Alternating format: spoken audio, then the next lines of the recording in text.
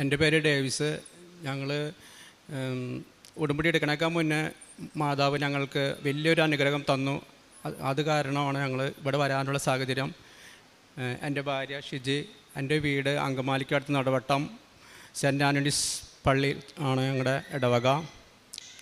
ഇവിടെ വിഷം തൊട്ട് അണലിപ്പാമ്പായിരുന്നു, ഞങ്ങൾ അറിഞ്ഞില്ല. മുറ്റത്തെ പുല്ല് പറിച്ചപ്പോൾ പറ്റിയതാണ്. എന്നിട്ട് ആൾ ആകെ സമയം കഴിഞ്ഞു പോയി. ഇവരുടെ കൈമേ എന്തോ കോല് കൊണ്ടതാണെന്ന് വിചാരിച്ച് ഇരുന്നു. അത് കഴിഞ്ഞ് മണിക്കൂറുകൾ കഴിഞ്ഞു. എന്നെ എന്തോ കടിച്ചത് പോലെ എനിക്ക് തോന്നി ചേട്ടാന്ന് എന്നോട് പറഞ്ഞു. അപ്പോഴത്തേക്കും ആൾ വീണു, ബോധം കെട്ട് വീണു കഴിഞ്ഞപ്പോൾ ഞാൻ ഓടിച്ചെന്ന് ഇവളെ എടുത്ത് കഴിഞ്ഞ് ഇവൾ മാതാവേന്ന് വിളിച്ചു. അപ്പോഴാണ് എനിക്ക് പെട്ടെന്ന് മനസ്സിലായ കൃപാസന മാതാവ്. ആദ്യം ഇങ്ങനെ കൃപാസന മാതാവിൻ്റെ അടുത്ത് പോകണം എന്ന് പറയപ്പോൾ ഇത്രയോ അകലേക്ക് എങ്ങനെ വേണം, നമുക്ക് ഇവിടെ മാതാവില്ലേ എന്നുള്ളൊരു ഇതായിരുന്നു എൻ്റെ മനസ്സിൽ. പക്ഷേ അപ്പം മുതൽ എൻ്റെ മാതാവിനെ വിളിച്ച് ഒരു വണ്ടി വിളിച്ച് ഞങ്ങൾ ആശുപത്രിയിലേക്ക് എത്തി. കഴിഞ്ഞപ്പോഴാണ് പറയുന്നത് പാമ്പാണെന്ന് അറിയുന്നത് അപ്പോഴായിരുന്നു. ടെസ്റ്റ് കഴിഞ്ഞപ്പോൾ ആകെ അവസ്ഥയിലായി. ഇവൾക്ക് മൂത്രം പോവാതെ ഐസിയുലേക്ക് കയറ്റി. പിന്നെ കിഡ്നി വർക്കൊക്കെ നിന്നു. 24 മണിക്കൂറാണ് പറഞ്ഞത്. അപ്പോൾ ഞാൻ ഇവിടെ അടുത്തുള്ള ആൾക്കാർ കൃപാസനത്തിൽ വരുന്നുണ്ടായിരുന്നു. അവരോട് ഞാൻ വിളിച്ച് പറഞ്ഞു ഇവരുടെ അവസ്ഥ പ്രാർത്ഥിക്കാനായിട്ട്. ഇവിടേക്ക് വിളിച്ചപ്പോൾ പ്രാർത്ഥന സഹായം തരാമെന്ന് പറഞ്ഞു. അങ്ങനെ പ്രാർത്ഥിച്ച് ഒരു കൊച്ചു തൈലം കൊണ്ട് തന്ന് ഇവരുടെ കൈമ പുരട്ടി. ആകെ നീരായിരുന്നു. ഇവരുടെ വിരൽ പയ്യെ ഒന്ന് അനങ്ങി. അപ്പോൾ ഡോക്ടർ പറഞ്ഞു ഇനി കുഴപ്പമില്ല, മരുന്ന് കയറിക്കോളും എന്ന് പറഞ്ഞു. മാതാവിൻ്റെ എല്ലാ അനുഗ്രഹം കൊണ്ട് മാത്രമാണെന്ന് ഞാൻ വിശ്വസിക്കുന്നു. അല്ലെങ്കിൽ ഇത്രയും വലിയ അനുഗ്രഹം തന്ന് ഞങ്ങളെ രക്ഷിച്ചതിന് മാതാവിന് നന്ദി. അതല്ലാണ്ട് എനിക്ക് 10 വർഷമായി നടുവേദനയായിരുന്നു. ഒരു പണിയെടുക്കാൻ പറ്റാണ്ട് ആയിരുന്നു. ഒന്നല്ലെങ്കിൽ ഓപ്പറേഷൻ ചെയ്യണം, അല്ലെങ്കിൽ മരുന്ന് തരില്ല, വേദനയുടെ ഗുളിക അങ്ങനെ കഴിക്കാൻ പറ്റില്ല എന്ന് ഡോക്ടർ പറഞ്ഞു. അപ്പോൾ ഞാൻ മാതാവിനെ ആശ്രയിച്ച് മാതാവിനോട് ഇവിടെ വന്ന് ഉടമ്പടി എടുക്കുകയും 30/11/2023 വന്ന് ഉടമ്പടി എടുത്ത് പ്രാർത്ഥിച്ചതിൻ്റെ ഫലമായി മാതാവ് ഞങ്ങൾക്ക് വലിയ അനുഗ്രഹം തന്നു. എനിക്ക് നടുവേദന പൂർണ്ണമായി മാറുകയും ചെയ്തു. ഇതുവരെ എനിക്കൊരു കുഴപ്പമില്ല, എല്ലാ പണിയും എടുക്കാം. എനിക്ക് ചായക്കടയാണ്, പശുക്കളുണ്ട്, എല്ലാം ഞാൻ തന്നെയാണ് ചെയ്യണത്. എനിക്ക് യാതൊരു കുഴപ്പമില്ല. ഇപ്പോൾ ഗുളിക ഒന്നും കഴിക്കുന്നില്ല. മാതാവിൻ്റെ വലിയ അനുഗ്രഹം ഞങ്ങൾക്കുണ്ട്. അതുകൊണ്ട് ഞങ്ങൾക്ക് 2 മക്കളാണ്.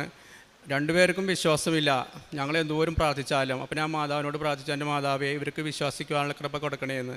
അവർ മോള് നല്ല വിശ്വാസത്തിലായി വന്ന് ഉടമ്പടി എടുത്തു.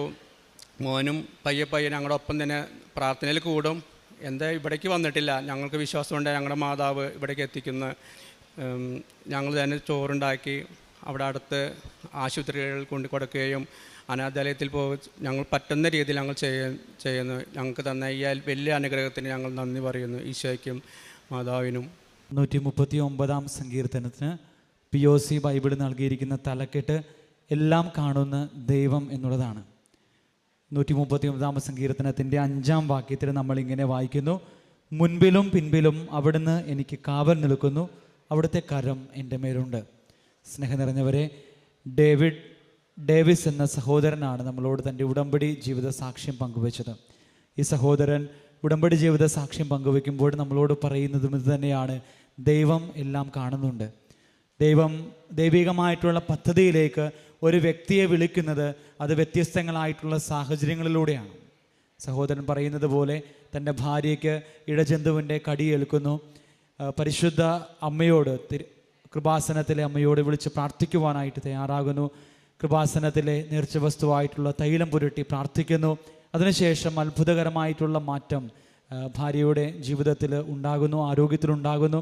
തുടർന്ന് കുടുംബം ഒന്നിച്ച് ഉടമ്പടി ജീവിതത്തിലേക്ക് കടന്നു വരുവാനായിട്ട്, വിശ്വാസത്തിൻ്റെ ഒരു നവീകരണത്തിലേക്ക് കടന്നു വരുവാനായിട്ട് തയ്യാറാകുന്നു. പ്രാർത്ഥനാ ജീവിതത്തിൽ തീക്ഷ്ണതയുള്ളവരാകുവാനായിട്ട് തയ്യാറാകുന്നു. അങ്ങനെ ഇന്ന് ഈ അൾത്താരയിൽ സാക്ഷ്യം പറയുമ്പോൾ അവരുടെ ജീവിതത്തിൽ ഉടമ്പടി വഴിയായിട്ട് പരിശുദ്ധ അമ്മ ചെയ്ത ഒത്തിരിയേറെ കാര്യങ്ങൾക്ക് അവർക്ക് നന്ദി പറയുവാനായിട്ടുണ്ട്. സ്നേഹം നിറഞ്ഞവരെ, നമ്മളുടെ ജീവിതത്തിലും പരിശുദ്ധ അമ്മ ഇടപെടുന്നത് വ്യത്യസ്തങ്ങളായിട്ടുള്ള സാഹചര്യങ്ങളിലൂടെയാണ്. പക്ഷേ ഈ സാഹചര്യങ്ങളെ തിരിച്ചറിയുവാനായിട്ട് നമുക്ക് പരിശ്രമിക്കാം. അതിന് ദൈവികമായിട്ടുള്ള കൃപയുണ്ടാകുവാനായിട്ട് നമുക്ക് പ്രത്യേകം പ്രാർത്ഥിക്കാം. ഈ കുടുംബത്തോട് ചേർന്ന് നിന്നുകൊണ്ട് ഇവരുടെ ജീവിതത്തിൽ പരിശുദ്ധ അമ്മ ചൊരിഞ്ഞ എല്ലാ അനുഗ്രഹങ്ങൾക്കും കൃപകൾക്കും നമുക്ക് നന്ദി പറയാം. ഇരു കരങ്ങളും അടിച്ച് ദൈവ തിരുനാമത്തെ മഹത്വം